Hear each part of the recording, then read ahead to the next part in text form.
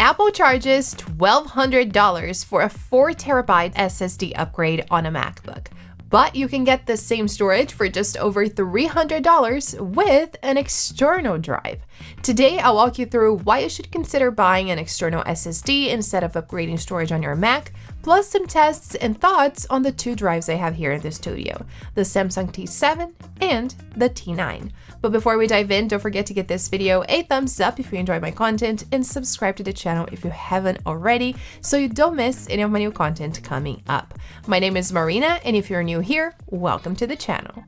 Alright, if you're debating between the Samsung T7 and the T9, let me make it simple, buy the T7. Most users won't fully benefit from the T9's speeds, and the T7 is cheaper. Just wanted to give you the short answer before getting into the details. Over the past 10 years, I bought several Macs and I've never gone for more than 512 gigabytes of internal storage. Instead, I always use an external SSD, saving myself a lot of money. Currently, upgrading from the 512 gigabytes to 4 terabytes when purchasing a MacBook Pro costs an outrageous $1,200. The only time I'd recommend upgrading the internal SSD is if you're constantly taking your MacBook in and out of a backpack several times a day.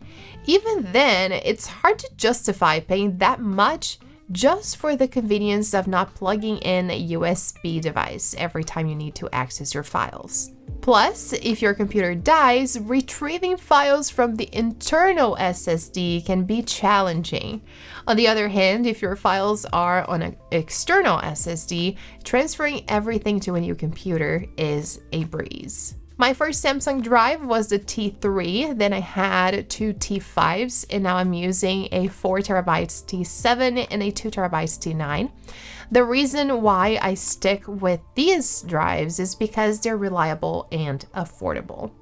Even my old T3 is still working perfectly after all these years, and right now the 4 terabytes T7 on Amazon costs just over $300, which is a steal for what you get. I primarily use it to store and edit my videos directly from the SSD on my MacBook Pro, while the 2 terabytes T9 is permanently connected to my 24-inch iMac. When it comes to differences between these two drives, the main one is the speed. Samsung claims the T9 can reach up to 2,000 megabytes per second, while the T7 tops out at 1,050 megabytes per second, so nearly double the speed. However, and this is a big however, if you are a Mac user, you won't notice any difference in speeds between the T9 and the T7. As of today, no Apple computer supports USB 3.2 2x2, so the performance of these two drives will be virtually identical. That's why I mentioned earlier that the T7 is the better buy right now.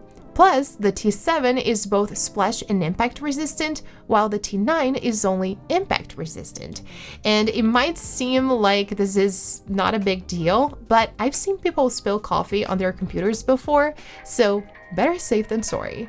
In terms of performance, when I run quick tests, the T9 does appear slightly faster than the T7, but in real-world use on my MacBook Pro, they perform pretty much the same.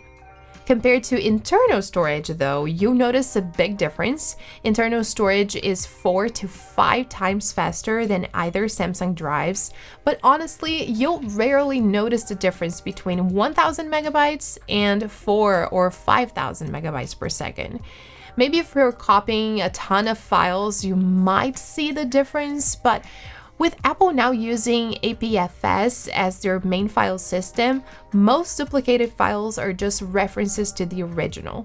For me, when editing videos, there's virtually no difference between using external or internal storage. Most of the time, the drive's performance is limited by some other factor. For example, my T9 is always plugged into my iMac and stores all my recent video footage.